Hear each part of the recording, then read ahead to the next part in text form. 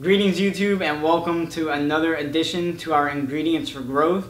We're definitely making our way through the list, and we're going to be building today on the idea behind our emotions, and in particular our negative emotions, as those kind of take a strong position when they enter our lives to really get us off our path and out of alignment with what we are set out to do and what our plans are. So I know that this conversation, we can approach it from a bunch of different angles, really get to a very deep level on it, and how to understand our emotions, control our emotions, and just have a better understanding of what's going on when these emotions are being aroused within ourselves. Now, for the purpose of this video, I'm not going to get into that extremely deep level, just because I want us to basically try to get a nice foundation and an understanding. And really that's what we're doing with a lot of these Ingredients for Growth, is to understand the strong basis on what we're doing on this channel, you know, going for growth, trying to better ourselves. And so we're just going to kind of scrape the surface with this. I'm going to share a couple of ideas, really like a 1, 2, and 3 for you to try to utilize when you're exposed to those negative emotions and feeling like things are kind of getting out of your control. So the first thing for me to kind of share with you is my perspective and my thoughts on emotion. I look at emotion as an addition between our expectations and our perspective, and that kind of makes this line of trajectory of what we're trying to do in our lives. And when things don't match our perspectives and our expectations, that's when we start to see things that they're going out of alignment and they're kind of getting us off of our course. And it's okay to have a perspective, an idea of, you know, where you're going, how you see things, and expectations of how it's going to go, but we can't allow it to get us completely off track when things don't go exactly how we see it.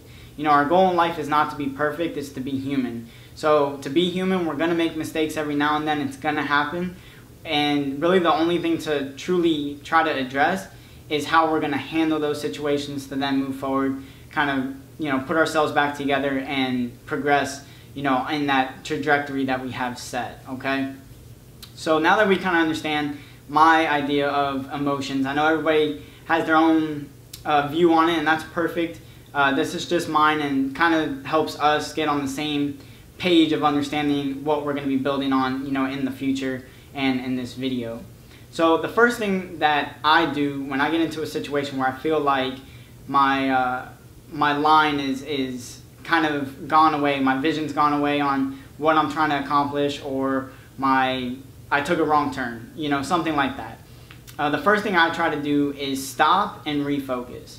What I did for a really long time was pretty much just have a knee-jerk reaction when things weren't going as I expected and things were out of my perspective. And I would say that it definitely worked sometimes, but only about 20% of the time. And really, you know, with your life, you don't want to be right only 20% of the time. Always look for improvement. So that's when I started to think, all right, let me slow down, let me stop and really analyze what's going on in this situation, refocus, regroup, and then try to move forward with that. So whenever you're starting to feel these negative emotions and you're feeling off track, you can't really see what to do next, slow down, try to refocus, regroup, and understand what's going on.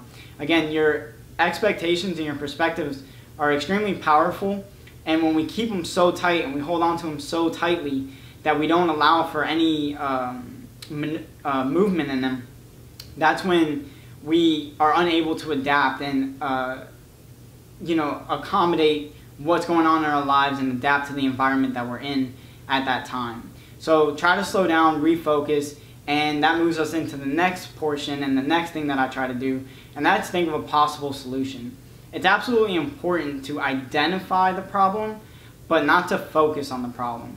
A lot of us, we get so invested and so tunnel vision on what the problem is. Oh, I don't have this because of this and this and this, and we beat it down like a dead horse, or we stay focused on, you know, I don't have money, or I don't have this, or I don't have that, to the point that that's all we can focus on, and we never actually put together an idea or a plan to put together to actually figure out a solution of what to do.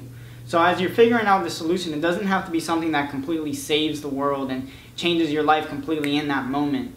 you want to do one manageable step, one actionable step in the right direction. Get yourself back toward that alignment, back on your path and that correct trajectory that you've been moving in, just to continue to grow, okay? So be realistic, start with something small, get yourself back to where you feel comfortable and where you feel you want to be heading, and really just have those actionable steps ready and do it. Take action. Don't just come up with something, kind of be lazy with it. If you're really uncomfortable and those emotions are really that strong and negative, then it's going to entice you to really want to take action and move forward back into that alignment. All right. Now the last thing is something that I like to do at the end of the day, and it helps tremendously, and that's to keep a journal. It's very simple to do, and really just write about what's going on, what you're feeling. Again, a lot of those negative emotions, as I started writing in my journal, I would pick up on things that I was unable to pick up on just sitting there and thinking about it. There was situations where I would say, oh man, that's really weird. I got kind of bent out of shape over this, particular situation. And then, 2 months later, it kind of felt like the same thing. But then looking at the two logs and the two things that I wrote down, it was something completely different that was actually enticing those negative emotions. It was more of a financial stress that initiated it, and then moved me into believing that it was actually the fact that I was at a job that I still didn't like. And so you can see how sometimes in those moments you can just be so upset with your job or with your current situation that you're focused in on that, and you're missing kind of the stuff that's actually feeding into it on in the background, in the dark. So by journaling, by adding journal entries, you're able to kind of pick up on those things. And sometimes it may not work. Sometimes it takes longer to really put the pieces of the puzzle together, but it's still another tool. And at the end of the day, journaling is good for you to just put your thoughts down. You can use it for positive reinforcements just as much as this negative reinforcement. And even with that, that's another really good point, is to, as far as your perspective with these negative emotions, is to realize that even these negative emotions give you and present you opportunities to grow. So again, all of the ingredients to grow, everything that we've been building on in this video, it all comes together to go toward growth, having that student mentality and being able to piece things together to understand why we're doing it, more than what is on the surface. So that's it for this video. Just like I said, very easy, 1, 2, and 3. Stop and refocus. Think about a possible solution. Make it an actionable step that you can take action on immediately. Something that's not, you're not going to put an obstacle in your way and say, hey, when I get an extra $100, I'll buy this part and then that'll help that. No, make it something very simple, something that gets you moving in the right direction. And then don't forget to log it in your journal. Have an idea of what's going on in your life. That journal is going to help you in more ways than you can probably imagine. So something that I definitely suggest for you. And it's something extremely powerful when we can control our emotions. And like I said, we'll get into it on a much deeper level as we move forward. But for now, I just wanted to scratch the surface, give you guys something to first identify and make note of the fact that controlling your emotions has its own set of powers, and it's a power that can get you way off the track. So take these into consideration. Share this video with someone that you care about. Hopefully you found it helpful, and even if you didn't, maybe they will. If you did find it helpful, don't forget to hit the thumbs up. If you didn't, you can hit the thumbs down. But also don't forget to hit the little subscribe button right underneath there so that you can catch more content that we have coming up. I am also proud to announce that we are getting very close to releasing our ebook. It will be for free, so keep your eyes out for that. Another tool that I feel is really going to be able to help a lot of people. And I'm not going to give away the title and all that just yet. I want it to kind of have a little element of surprise for you guys, and something that you can definitely add to your toolbox moving forward.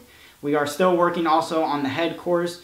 Everything starts with our head, and I'm going to show you exactly why and how we can use that to our advantage. I'm really excited about this course. It's something that is going to be our absolute foundation, and you'll see exactly why once we release that course. So a lot of really cool things going on. I appreciate your time. As always, it is your most important asset. So as always, I greatly appreciate it. But that's all the time I'm going to take for today. Until next time, guys, I'm Jonathan. I'm signing out. Peace.